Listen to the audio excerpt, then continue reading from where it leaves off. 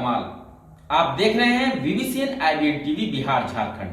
खबर भी असर भी। गया जिले में पुलिस का क्रूर चेहरा देखने को मिला है, जिसका वीडियो भी वायरल हो रहा है। दरअसल वायरल वीडियो बेलागंज प्रखंड के मेन थाना क्षेत्र के आढ़तपुर गांव के मोरहर नदी के पास की है, जहां मोरहर नदी में बालू के लिए बंदोबस्ती की गई थी। ग्रामीणों ने बालू उठाव का विरोध किया, तभी इसको लेकर पुलिस सीमांकन करने मोरहर नदी के पास गई थी, जिसके बाद ग्रामीणों ने पुलिस पर हमला कर दिया। इस हमले में पुलिस के लगभग 9 जवान घायल हो गए थे। वहीं जवाबी कार्रवाई में पुलिस ने 1 दर्जन से ज्यादा महिला पुरुष को भी हिरासत में लिया था। पुलिस ने हिरासत में लिए गए महिलाओं पुरुषों को दोनों हाथ पीठ के पीछे बांधकर नदी में बैठा दिया और तब जाकर पुलिस के वाहन से उसे कोर्ट भेज दिया गया। दरअसल यह मामला 15 फरवरी का है।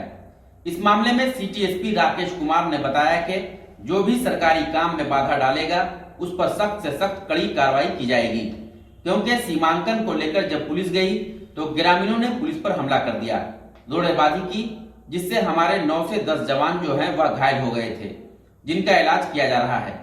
हालांकि हाथ बांधे जाने की बात को वह टाल मटोल करते नजर आए और सिर्फ कार्रवाई की बात ही की।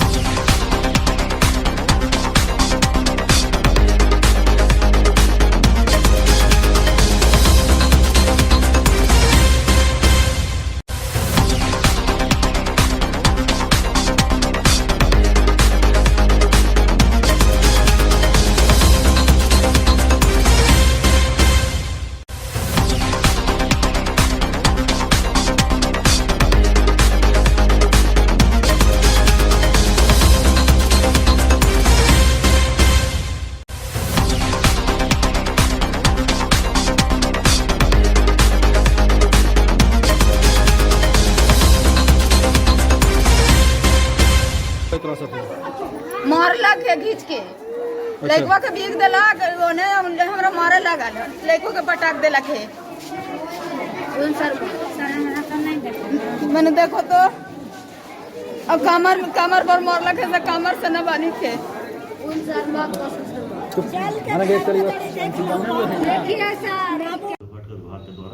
के द्वारा आवंटित की गई थी बालू के उठाव के लिए। तो वहाँ पर जो टेंडरर हैं उनको बालू उठाव विधिवत रूप से बालू उठाव नहीं करने दिया जा रहा था। कुछ वहाँ पर वेस्टेड इंटरेस्ट हैं, एलिमेंट्स हैं, एंटी सोशल एलिमेंट्स भी हैं, और बराबर वहाँ पर अवैध रूप से बालू की चोरी की जा रही थी। टेंडरर को नहीं करने दिया जा रहा था। तो इस संबंध में उन्होंने शिकायत दर्ज कराई थी विभाग के पास, और उसके बाद फिर जिला पदाधिकारी महोदय और एसपी महोदय के द्वारा एक संयुक्त रूप से आदेश जारी हुआ था कि इसमें सीमांकन हेतु वहाँ पर मजिस्ट्रेट, सदर SDO, वहाँ पर SDPO और SDO Tekari, SDPO town Belaganj और बाकी सभी ऑफिसर्स और मजिस्ट्रेट्स की उपस्थिति में सीमांकन का कार्य हेतु आदेश जारी किया था। ये सरकारी कार्य हेतु वहाँ पर गए थे। तो जो वहाँ पर वेस्टेड इंटरेस्ट हैं, कुछ आपराधिक तत्व हैं जिन्होंने वहाँ पर लोगों को भड़काया और लोगों वहाँ पर जो भी ग्रामीण थे सरकारी कार्य में बाधा डालने का प्रयास किया, पथराव किया गया पुलिस और मजिस्ट्रेट पर। उसी के काफ़ी ज़्यादा उन्होंने ईंट पत्थर लाठी से प्रहार किया। उसमें हमारे तकरीबन 9 सिपाही घायल हुए थे, जिनको चोटें आई। इसके बाद पुलिस ने बल प्रयोग किया और बल प्रयोग के बाद उसमें से 10 उपद्रवी को गिरफ्तार किया गया था। 10 उपद्रवी गिरफ्तार करते हुए विधिवत उसमें कांड संख्या 7/22 दर्ज की गई है, और उसके बाद वहाँ पर बल प्रयोग के बाद जो गिरफ्तार है उनको फॉरवर्ड किया गया है, और बाकी उस उपद्रव में जो भी शामिल है उनको पहचान किया जा रहा है और पहचान करके उस पर कार्रवाई की जाएगी। सर, महिलाओं के हाथ बांधे हुए वीडियो काफ़ी तेज़ी से वायरल हो रहा है, नदी में बिठाया गया है। वहाँ पर हमारे पास महिला सिपाही भी थे, पुरुष सिपाही के साथ महिला सिपाही भी वहाँ पर थे। पुलिस पर हमला कर रहे हैं, प्रशासन पर हमला कर रहे हैं, तो जिन पर भी वहाँ पर जो हमला कर रहे हैं इसमें हमारे घायल हुए हैं 9 सिपाही घायल हैं। कुछ लोगों की सीरियस चोटें आई हैं जो कि इलाजरत हैं। तो जब भी पुलिस पर अगर कोई हमला करता है, पुलिस प्रशासन पर हमला करेगा, सरकारी कार्य में बाधा डालेगा, तो कड़ी कार्रवाई की जाएगी। ग्रामीणों का आरोप है पिटाई करने का भी, घर में घुस कर, गाँव में घुस कर। वहाँ पर भीड़, सरकारी कार्य में बाधा डाला जा रहा था। ग्रामीणों की बड़ी संख्या में पुलिस बल पर एवं मजिस्ट्रेट्स पर हमला किया, और मजिस्ट्रेट के वहाँ पर खान निरीक्षक के उनके बयान पर ही क्या कांड दर्ज हुआ है। तो पूर्ण रूप से अगर कहीं भी पुलिस पर हमला किया जाएगा, पुलिस पर, प्रशासन पर हमला किया जाएगा और सरकारी कार्य में बाधा डालने का अगर कोशिश की जाएगी तो इस पर कड़ी कानूनी कार्रवाई। पूर्व मुख्यमंत्री और हिंदुस्तानी अवाम मोर्चा के अध्यक्ष जीतन राम मांझी ने एक बार फिर से सीएम बनने की इच्छा जता दी। उन्होंने अपने 7 महीने के कार्यकाल की उपलब्धियां गिनाते हुए कहा कि जिसको मौका मिलेगा वह अपने आप को साबित जरूर करेगा। सीएम गृह जिला नालंदा का विकास के सवाल पर सवालिया लहजे में मांझी ने कहा कि सीएम नीतीश कुमार ने एक जिला का विकास खूब किया। मांझी ने यह बयान गया जिले के इमामगंज विधानसभा के रानीगंज में आयोजित संत शिरोमणि जयंती समारोह के दौरान मीडिया से पूछे गए सवाल पर कही। देखिए, सबको आप लोग यंग आदमी हैं, खुद समझना चाहिए कहाँ 17 बरस और कहाँ 7 महीने। तो 7 महीना में जो हम किया है वो कोई कम नहीं है गया के लिए, और उस 17 बरस में जो कर रहे हैं अपने जिला के, कम से कम एक जिला का तो विकास हो रहा है। बिहार का विकास नहीं हो रहा है, एक जिला नहीं, बिहार का भी विकास हो रहा है, ऐसा मत समझिए। आज 24 घंटा बिजली मिलती है, वो बिहार का विकास नहीं है। आज हर गांव में लगभग पक्की रोड बन गई है, वो विकास नहीं है क्या? तो ये सब विकास हुई है। हाँ, और विकास होने की आवश्यकता है दूसरे क्षेत्रों में, सामाजिक क्षेत्रों में है, शिक्षा के क्षेत्रों में है, स्वास्थ्य के क्षेत्रों में है, वहाँ पर ध्यान दिया जाना चाहिए, ऐसा मैं मानता हूँ। दोबारा मुख्यमंत्री बनिएगा तो हो जाएगा। अब हमने कभी मुख्यमंत्री का सपना नहीं देखा था और नहीं देखा है। अगर मौका मिलेगा तो हम चूकेंगे नहीं। गया शहर के बाटा मोड़ के पास रहने वाले प्रकाश चंद्र के 14 वर्षीय पुत्र कृष्ण प्रकाश की संदिग्ध हालत में मौत उसके स्कूल परिसर में हो गई। हालांकि बताया जा रहा है कि कृष्ण प्रकाश स्कूल से क्लास खत्म होने के बाद बस पर बैठने के दौरान वह बेहोश हो गया था, जिसके बाद स्कूल प्रबंधन के द्वारा उससे स्थानीय डॉक्टर के पास ले जाया गया, जहां से उसे जयप्रकाश नारायण अस्पताल रेफर कर दिया गया। वहीं जब तक उनके परिजन पहुंचते तब तक डॉक्टरों ने उसे मृत घोषित कर दिया था। इस घटना के बाद परिजनों में हड़कंप मच गया है। देखते देखते भारी संख्या में अस्पताल में परिजन और स्थानीय लोग जमा हो गए और स्कूल प्रबंधन पर हत्या का आरोप लगाया। हालांकि घटनास्थल पर पहुंची पुलिस भी छानबीन कर रही है। हम आपको बता दें कि गया चाकन मुख्य सड़क मार्ग पर जीडी गोयनिका में 8वीं क्लास का छात्र कृष्ण प्रकाश था, जो हर दिन अपने छोटे भाई के साथ जीडी गोयनिका स्कूल में पढ़ने जाता था। तभी स्कूल प्रबंधन के मुताबिक छुट्टी के समय स्कूल बस पर बैठने गया तो वह बेहोश हो गया, जिसके बाद स्कूल प्रबंधन के द्वारा स्थानीय चिकित्सक के यहाँ ले जाया गया, जहां से उसे जयप्रकाश नारायण अस्पताल रेफर कर दिया गया। लेकिन बताया जा रहा है कि बच्चे के साथ किसी शिक्षक ने बेरहमी से पिटाई किया हो, जिसके कारण वह दर्द सहन नहीं कर पाया और उसकी मौत हो गई।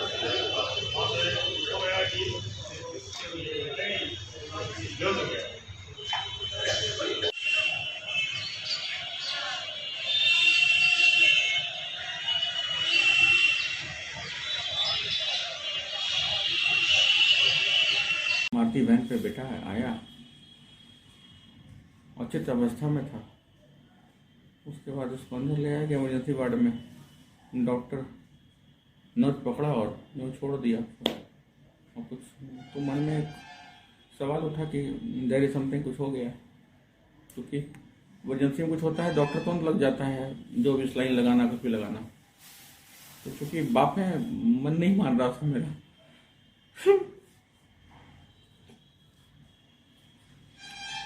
लेकिन समझ तो नहीं गया था कि बेटा साथ नहीं रहा। कौन सी स्कूल में पढ़ता था, कौन सी क्लास में? GD Goenka class 8। आपको क्या लगता है, क्या पता चला आपको? सिंपल कुछ इंजरी हुआ, इंटरनल इंजरी हुआ है, चला गया। बेटा मेरा स्वस्थ था, पूरा लाइफ का रिकॉर्ड उसका है, कभी डॉक्टर क्या नहीं किया कभी। वो जीवन काल में पहली बार दवा खाया था कोरोना काल में, प्रेशर में जिनको भी सेलिन दिया करते थे उसको, खाओ बेटा, डर था, हैबॉक था उस वक्त, कभी दवा नहीं खाया, पूरे जीवन काल दवा नहीं खाया वो। किसी पर आप आरोप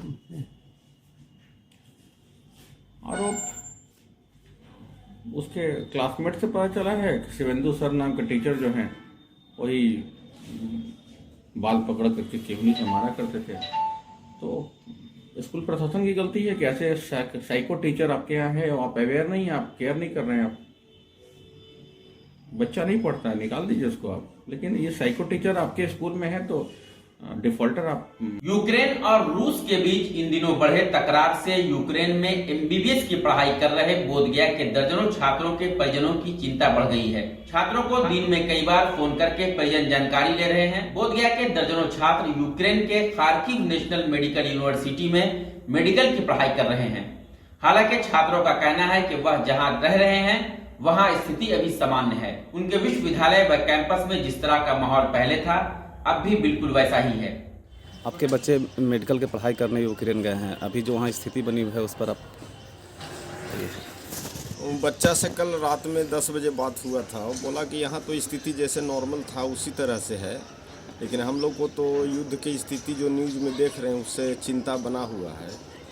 और भारत सरकार ने भी एडवाइजरी जारी किया है कि जिस बच्चे को इंडिया आना है वो आ सकते हैं, लेकिन टिकट का दाम बहुत ज़्यादा बढ़ा दिया गया है और वो सबको संभव नहीं है कि उतना पैसा देके अपने पैसे से बच्चे को वहाँ से बुलाएं।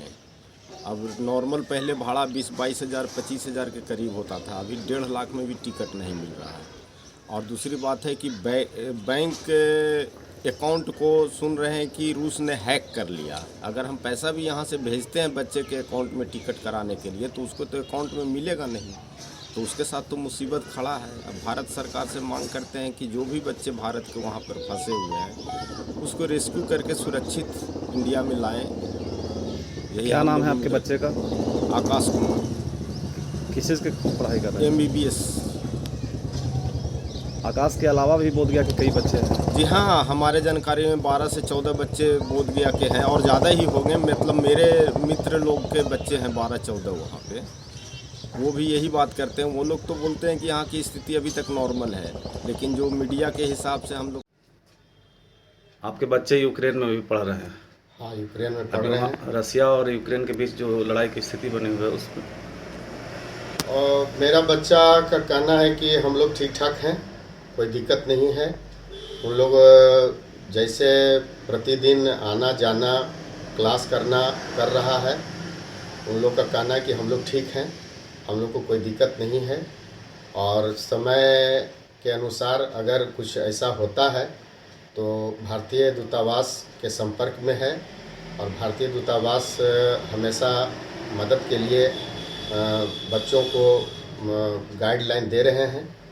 इसलिए हम लोग में थोड़ा संतुष्टि है कि सभी लोग मतलब देख रहे हैं और इस मैसेज पर गंभीरता से ले रहे हैं। क्या नाम है आपका बच्चे? बच्चे का नाम है शुभम कुमार और बच्ची का नाम है स्वाति प्रिया। क्या उन लोगों से अभी कांटेक्ट हो रही है आपकी? हाँ, कांटेक्ट हो रही है, बात रोज़ हो रही है। आपके बच्चे के अलावा भी बोधगया के कई और बच्चे हैं आप? हाँ, बोधगया के और बच्चे हैं। कितने? मेरे अनुसार तो लगता है कि यहाँ 7-8-10 बच्चे तो हैं। मेरा बेटा पिछले वर्ष 2021 में MBBS की पढ़ाई के लिए Ukraine Kharkiv medical national university में एडमिशन लिया था। अभी पढ़ाई वहीं अच्छा से कर रहा है और किसी प्रकार का अभी कोई दिक्कत नहीं है। रूस और यूक्रेन में जो स्थिति है युद्ध का, उससे हम लोग चिंतित हैं। लगता है कि हमारे माननीय मुख्यमंत्री, माननीय प्रधानमंत्री हमारे बेटा को वहाँ से सुरक्षित यहाँ ला दें अगर किसी प्रकार का दिक्कत होती है तो। क्या नाम है आपका बेटा का? गुजारिश करते हैं। मेरा बेटा का नाम आकाश कुमार राज है। वो बताएं। वहाँ पे तो अच्छा स्थिति है, कोई चिंता बेटा का नहीं है, लेकिन हम लोग को थोड़ा चिंता लगा हुआ क्योंकि बहुत दूरी में है ना। कभी भी यहाँ पे TV न्यूज़ में देखते हैं तो थोड़ा चिंता बढ़ जाती है, लेकिन वहाँ पे जब बेटा से बात किए तो ऐसा नहीं कुछ है। एम्बेसी वाला हमेशा ध्यान दिए हुए, इंडियन एम्बेसी के कांटेक्ट में हमेशा है। अगर ऐसा किसी प्रकार का कुछ इमरजेंसी होता है तो वहाँ से तुरंत लोग एक्शन में आ जाएंगे। और जहाँ तक मोदी सरकार है, आज तक तो इंडिया आदमी जहाँ भी रहा है मोदी सरकार इमरजेंसी में निकाल लिया है, इसलिए हमें विश्वास है मोदी सरकार पर भी। लेकिन उतना हालत उतना ख़राब जहाँ तक देख रहे हैं कि ऐसा स्थिति नहीं आएगा, जहाँ तक हमें विश्वास है। अगर ऐसा आ भी जाता है तो कोई लेकिन हाँ मोदी सरकार है ये तो इमरजेंसी में फ्लाइट टिकट में भी बढ़ोतरी की गई है। हाँ बहुत ज़्यादा, दोगुना तिगुना, जहाँ 30-35 हज़ार था वहाँ सुन रहा है कि 90,000 के लगभग में। अपना परिचय दे फिर से।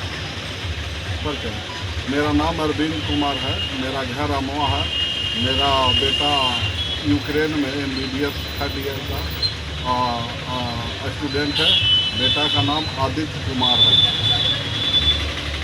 बोधगया फुटपाथ एवं फल सब्जी विक्रेता संघ के द्वारा बोधगया कार्यपालक पदाधिकारी को ज्ञापन सौंपकर मांग की गई है कि पूर्व जिलाधिकारी के द्वारा परिचय पत्र आवंटित किया गया था उसे पुनः लागू करते हुए उन्हें दुकान खोलने की इजाजत दी जाए। साथ ही जो प्रशासन के द्वारा बलपूर्वक दुकानदारों के सामान को जब्त किया गया वो मुआवजा सहित वापस किया जाए।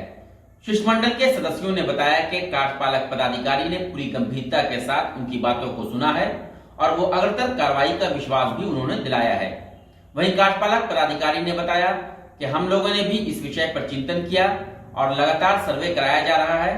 हम लोग बहुत जल्द ही उन्हें जगह निर्धारित करेंगे।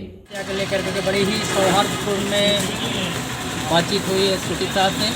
उन्होंने जो है सर्वे का एक वो किया है कि 2 दिन में हम सर्वे करके वेंडर को कहाँ पर बताएंगे, इसका हम जो है रिपोर्ट करेंगे। उसके बाद जो है तब तक हम लोगों ने ये किया है कि 17-19 तारीख से हम लोग लोकतांत्रिक तरीके से अपनी मांग को वरीय पदाधिकारी तक पहुँचाने की कोशिश करेंगे। इसके लिए धरना प्रदर्शन का आयोजन किया जा रहा है ताकि फुटपाथी अपना जीवन यापन कर सकें। कार्यपालक पदाधिकारी से मिले हम लोग, उन्होंने कहा कि ये सिक्योरिटी का मामला है, इसके चलते हमने किया है और संघ के लोगों ने बहुत सा प्रस्ताव हम लोगों ने सुझाव दिया है। इन लोगों को रोजी रोटी का सवाल है, इसलिए नज़दीक में ही अगर उस स्थल पर होता है तो ज़्यादा बेहतर होगा। लेकिन उन्होंने असमर्थता जताई और उन्होंने 2-3 जगह लोकेट करने का काम किया है। इन लोगों ने जो अपना स्तर से बताया है किस जगह पर उन्होंने कहा है कि हम इसको स्थल को निरीक्षण कर करके और जल्द से जल्द हम इसको समाधान करने का प्रयास करेंगे। 2-3 दिन का उन्होंने समय लिया है। तब तक संघ के लोगों ने कहा कि जब तक हमारी मांग पूरी नहीं हो जाती है तब तक जो प्रजातंत्र में तरीका है विरोध करने का, आंदोलन करने का और अपनी बातों को रखने का, उसके लिए इन्होंने 19 तारीख से धरना का आयोजन किया है और ये लोग करेंगे। हाँ, इनके द्वारा आवेदन भी दिया गया है, साथ ही इनके द्वारा एक अविश्वास है इन लोगों को कि जो बिरला धर्मशाला के पास हम लोगों ने इन्हें विस्थापित किया है वहाँ पे इनकी बिक्री नहीं हो पाएगी, ऐसा इन लोगों के द्वारा प्रतिवेदित किया गया है। तो ये चीज़ को मैं आगे अपने वरीय पदाधिकारियों को भी सूचित करूँगा। बहुत जल्द हम लोग एक बैठक करने वाले हैं जिसमें वेंडर्स लोगों के लिए और भी जो स्पेस निकल सकता है जहाँ पे टूरिस्ट आए और बिल्कुल सम्मान के साथ ये लोग भी अपना सामान बेच सके, वो लोग भी सामान खरीद सके, इस पे एक गहन चिंतन हो रहा है। आज से 2 दिन हम लोग सर्वे भी कर रहे हैं। एक टीम का गठन किया गया है जो विभिन्न सड़क चौक चौराहों के पास जा कर के एक फिजिबिलिटी रिपोर्ट देगी हमें कि कहाँ पे इन लोगों को और स्पेस में बसाया जाए जिससे सुरक्षा भी बनी रहे और साथ ही साथ सम्मानजनक रूप से इनके द्वारा वेंडिंग का कार्य किया जा सके। सर, इनके द्वारा एक आवेदन दिया गया जिसमें इन लोगों का धरना प्रदर्शन करने की बात कर रहा है। देखिए, धरना प्रदर्शन करना एक लोकतांत्रिक अधिकार है, इसमें हम कुछ कह नहीं सकते हैं। ये लोग करें, हम और इनके धरना प्रदर्शन से पहले ही हम लोग चाहेंगे कि जो भी इनकी थोड़ी बहुत जो समस्या है उसको हम लोग यथाशीघ्र दूर करें। गया रेलवे जंक्शन के मिडिल ओवर ब्रिज पर नवादा के दीपक कुमार को पुलिस ने 23 बोतल अंग्रेजी शराब के साथ गिरफ्तार किया है। इस संदर्भ में रेल थाना कांड संख्या 70/22 दर्ज किया गया है। रेल थाना के थानाध्यक्ष ने बताया कि रेलवे जंक्शन के मिडिल ओवर ब्रिज से नवादा जिले के मैसकोट थाना के रहने वाले 24 वर्षीय युवक दीपक कुमार के पास रहे ट्रॉली बैग पर शक होने पर रुकवाया गया और ट्रॉली बैग की जब तलाशी ली गई तो उसमें से 23 बोतल शराब बरामद किया गया था। बाराचट्टी विधानसभा क्षेत्र के नावा पंचायत के ग्रामीणों ने अपने विधायिका ज्योति कुमारी पर गंभीर आरोप लगाते हुए कहा कि हमारे पंचायत में कोई भी विकास कार्य नहीं हुआ है। उन्होंने कहा कि हम सभी अपने विधायक को देखने को तरस जाते हैं तो विकास कहां से देख पाएंगे। पंचायत की ग्रामीण जनता ने आरोप लगाया है कि चुनाव जीतने के बाद आज तक क्षेत्र की सूद भी उन्होंने नहीं ली है।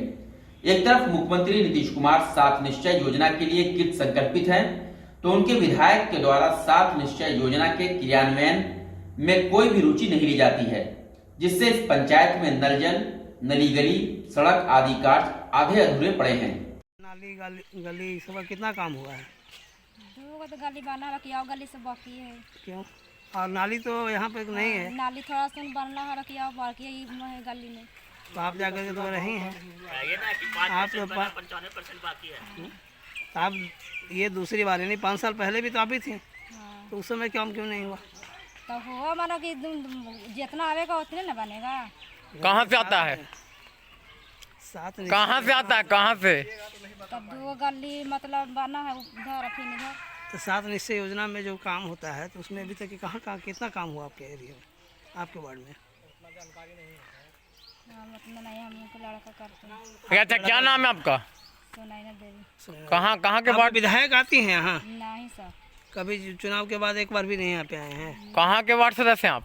नामा के। कितना नंबर वार्ड? 14 नंबर। क्या नाम है? सुनैना देवी। के नावा ग्राम के जनता हैं। मैं आज तक अपने विधायक को नहीं पहचानता हूँ। नहीं पहचानते हैं? नहीं पहचानते। विकास की बात तो दूर है। चुनाव जीतने के समय, चुनाव के समय में आए थे। चुनाव के समय में आए थे, हम लोग नहीं देख पाए। जीतने के बाद हमने नहीं जाना कि हमारे विधायक कौन है, सिर्फ मैं नाम जानता हूँ। अच्छा, कितना दिन से अभी नहीं आ रहे इधर? हम देखबे नहीं किए हैं तो। अच्छा, आप अपना परिचय दे दीजिए। हाँ, मेरा नाम जोगेंद्र कुमार सिन्हा हुआ। कहाँ रहते हैं? ग्राम नावा पश्चिमी। विधानसभा में पड़ता है जी। तो आपके विधायक यहाँ कितने बार आते हैं? बस चुनाव के समय आए हैं, उसके बाद कहीं दर्शन नहीं दिए हैं। कितना दिन बीत गया चुनाव? लमसम 2 साल। अच्छा, उसके उनके कोई प्रतिनिधि वगैरह कोई ऐसा जो हाल जानने के लिए आया हो?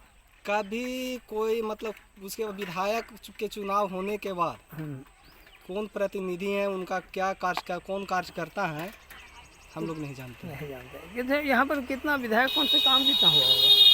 विधायक 0, कोई काम नहीं हुआ। कोई काम नाली गली 7 निश्चय योजना जी कोई नहीं।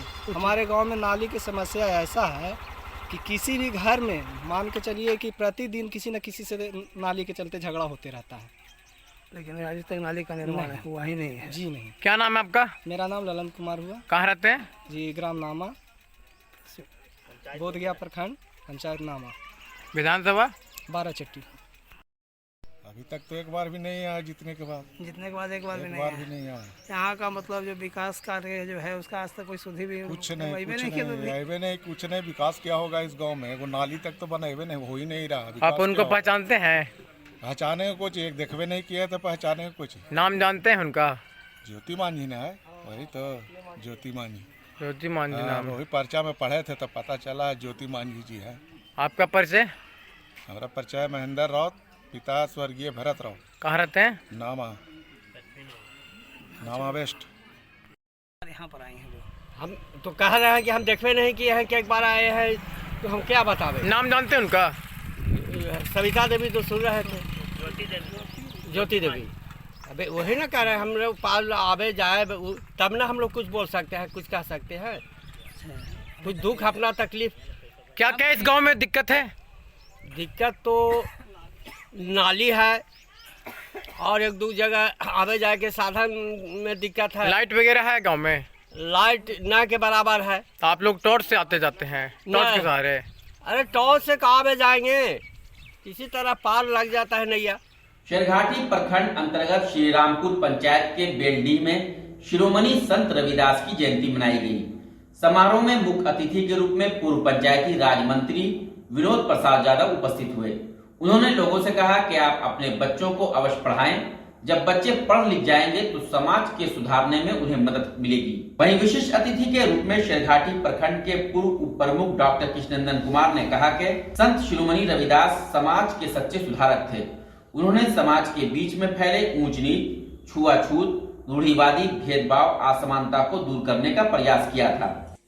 संतों में संत शिरोमणि संत रविदास जी का आज पूरे दुनिया में जयंती मनाया जा रहा है आज उनका 645वां जयंती पूरे धूमधाम से मनाया जा रहा है। आज हम लोग उनकी जयंती पर स्मरण कर रहे हैं।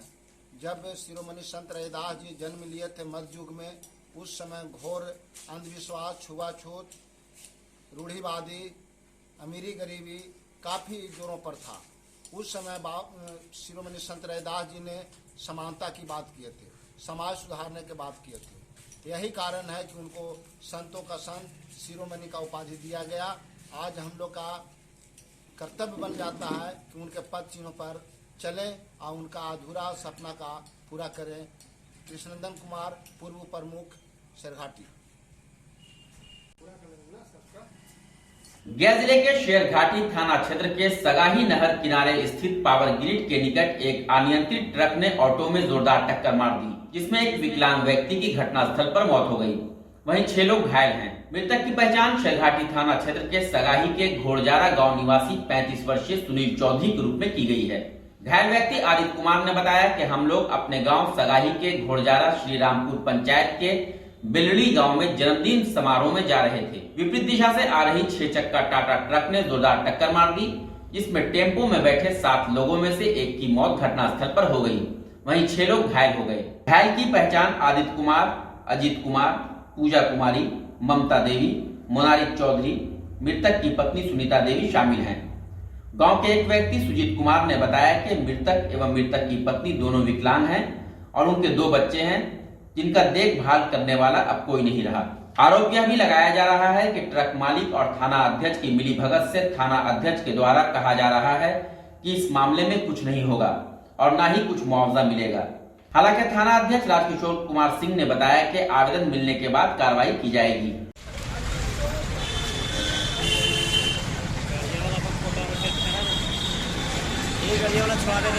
बताइए। देखिए, मेरा नाम सुजीत कुमार हुआ और ये सुनील कुमार बेचारा विकलांग है। घोड़जारा इन लोग का घर वो सगाही की तरफ हुआ। हम इनके यहाँ फुफेरा भाई लगता है बेल्डी में। रात से हम लोग लाश के लिए एक ट्रक यहाँ पर लगा हुआ है, ट्रक धक्का मार दिया है। हम लोग बेल्डी में आ रहे थे, सुनील जो चौधरी थे बर्थडे पार्टी में, ठीक है। बेचारा इसका पत्नी भी विकलांग है और धक्का मार के एक्सीडेंट कर दिया। एक स्पॉट मृत्यु हो गया। सरकारी अस्पताल में लेके आते आते डॉक्टर बोला कि मतलब कि मृत घोषित हो चुका है, ठीक है। हम लोग थाना में बात किए हैं, किस हॉस्पिटल में लगे थे? सरकारी अस्पताल सरघाटी में, ठीक है। तो उसमें ला रहे थे, वो बोला मृत घोषित किया है। ये जब यहाँ थाना अध्यक्ष से बात हुआ, उसका कॉल रिकॉर्डिंग भी मेरे पास है। वो बोले कि सुबह लाश के लेके आना, केस करेंगे। यहाँ पर ट्रक लगा हुआ है और ये पूरा 2-3 लोग के घायल भी है, ठीक है। यहाँ पर लाश लेके आए हुए हैं और इन लोग ट्रक जो मालिक है, ये आशंका हम लोग के है कि छोड़वा के ले जाने के थी में, और जो थाना है उसको सपोर्ट कर रहा। और हम लोग चाहते हैं कि सरकार के यहाँ सीओ सर आए और जो भी सरकारी अधिकारी हैं या तो फिर जो भी नेतागण है, या के बेचारा विकलांग आदमी है, गरीब आदमी, इसका कोई नहीं। 6 महीने पहले इसका बेटा गुजर चुका है, बेटी गुजर चुका। इसका 2 बेटा है, ठीक है। सरकारी मुआवजा 2 बेटी सिर्फ है, इसका आगे पीछे कोई देखने वाला ना। सरकारी मुआवजा मिले। और जब हम लोग ले जा रहे हैं तो थाना ये गाड़ी मालिक के बचाव में यहाँ से जबरदस्ती लेके लाश को पोस्टमार्टम के लिए भेज रहा है, जबकि केस एंट्री नहीं या कुछ भी नहीं हुआ, जबरदस्ती भगा रहा है, ठीक है। जब हम लोग नहीं ले जाने के लिए तैयार हैं तो थाना अध्यक्ष है जो जबरदस्ती यहाँ प्रशासन के लोग कॉलर में पटक के और जबरदस्ती करेंगे, जाओ यहाँ से, कोई सीओ सर नहीं आएंगे। जबकि हम लोग नहीं जाने देंगे, ऐसा नहीं होने देंगे, उन लोग को मनमानी नहीं होने देंगे। जब तक मांग पूरा ना हो तब तक यहाँ से नहीं हिलने देंगे। जब हम लोग दौड़ेंगे तो दौड़ते रह जाएंगे। तो यहाँ पर सरकार के आदमी आए, चाहे जो भी हो, पदाधिकारी आपका आश्वासन दो, हम लोग को सरकारी मुआवजा दे इसको, तभी यहाँ से हम लोग जाने देंगे। अब क्या कीजिएगा? FIR दर्ज नहीं हुआ तो FIR दर्ज इन लोग नहीं करो, जबरदस्ती हम लोग को भयभीत कर रहे हैं, भगा रहे हैं। FIR दर्ज करें, लिखित आवेदन है, तभी पोस्टमार्टम के लिए हम लोग जाने देंगे। थाना अध्यक्ष आपके FIR दर्ज नहीं किया, फिर अब क्या कीजिएगा? हम लोग कार्रवाई करेंगे, जहाँ भी होगा लिख के देंगे, बड़े अधिकारी के पास लिख के देंगे। और जहाँ तक हम लोग होगा वहाँ करेंगे। इन लोग पर भी कार्रवाई करेंगे, थाना अध्यक्ष पर भी कार्रवाई करेंगे, नहीं करता है तो। क्या नाम है? सुजीत कुमार मेरा नाम। ये बताइए कि मृतक जो सुनील कुमार है, सुनील चौधरी, उनकी पत्नी भी क्या है? विकलांग। पत्नी भी विकलांग, दोनों पैर से विकलांग है। उसका सिर्फ 2 बेटी है, कोई कमाने वाला उसका नहीं है। कहाँ से सहारा मिलेगा? दोनों पति पत्नी दोनों विकलांग, दोनों विकलांग है। पति तो चला गया, पत्नी भी विकलांग है, उसके पास कुछ भी नहीं है। और पति का दुर्घटना में मौत हो गई। हाँ, दुर्घटना में इसका मौत। 2 संतान, बेटी बच गए। 2 बेटी सिर्फ बची है, उसको कोई नहीं है। बेटी कितने साल की है दोनों? 5 साल छोटा छोटा बच्चा 5-7 साल का बच्चा। एगो साल 1.5 साल। अपना परिचय दे दीजिए। मेरा नाम सुजीत कुमार हुआ, ठीक है। इसका यहाँ पर बेल्डी में ननियाल पड़ता है, वहाँ पर आया हुआ था। इन लोग बर्थडे पार्टी में आना था इस पर, ठीक है। आप मृतक को कोई लगते हैं? नहीं, हम लोग गाँव वाले हैं। अच्छा, हम लोग गाँव वाले हैं। ठीक। सगाई बाजार से हम लोग जा रहे थे बर्थडे में, ठीक है। वो अचानक हम लोग जा रहे थे और पीछे से गाड़ी आया, सटा दिया। हम लोग गाड़ी पलटी मारा, खेत में चल गए हम लोग। किस चीज़ से आप लोग जा रहे थे? टेम्पो से जा रहे थे, ठीक है। हम लोग बेल्दी जा रहे थे पार्टी टीम बर्थडे में। आप लोग कै गो थे? कितने सवार थे टेम्पो पे? टेम्पो हम लोग 7 गो थे। और सातों जन आप लोग बर्थडे पार्टी में जा रहे थे। कहाँ जा रहे थे बर्थडे पार्टी में? बेल्दी। तो उसमें पलटी मारा तो एगो उसमें सुनील चौधरी अस्पार हो गया। हम लोग के चोट घाट लगा, हम लोग बच गए, एगो अस्पार हो गया। और घायल सारे लोग घायल हो गए। हाँ। क्या नाम हुआ आपका? अजीत कुमार। घर कहाँ? घोड़ारा। क्या मामला? सगाई बाजार से हम लोग आ रहे थे। किस चीज़ से आ रहे थे आप लोग? टेम्पो से जी। कुछ कपड़ा उपड़ा लेकर के बर्थडे में जा रहे थे हम लोग यहाँ बेल्डी। तो हम लोग जैसे नहर से निकले पावर गेट के पास ये गाड़ी आया पीछे से आया और ये साइड से मारा यहाँ पे, और हम लोग सारा खेत में घुस गए गाड़ी लेकर के। कहाँ पर ये घटना घटी है? यहाँ पावर ग्रेड के पास। सगाई के पास? नहीं, यहाँ पे नहर पे पावर ग्रेड है ना, वहाँ पे। अच्छा, क्या नाम हुआ आपका? आदित्य कुमार। कहाँ से कहाँ लेकर जा रहे थे आप लोग? सगाई से बेल्डी जा रहे थे, बर्थडे पार्टी में जा रहे थे। बिहार विद्यालय परीक्षा समिति के द्वारा आयोजित मैट्रिक परीक्षा बिहार में कई केंद्रों पर शांतिपूर्ण रूप से संचालित हो रही है। गया के विभिन्न केंद्रों पर कदाचार मुक्त परीक्षा के लिए सुरक्षा के कड़े प्रबंध किए गए हैं। परीक्षा केंद्र के 500 की परिधि में धारा 144 लागू किया गया है। साथ ही सभी केंद्रों पर वीडियोग्राफी की भी व्यवस्था है। परीक्षार्थियों की सुविधा के लिए परीक्षा केंद्रों पर कर्मी तत्पर दिखे, तो वहीं परीक्षार्थी भी कतार में परीक्षा केंद्रों पर प्रवेश करते दिखे।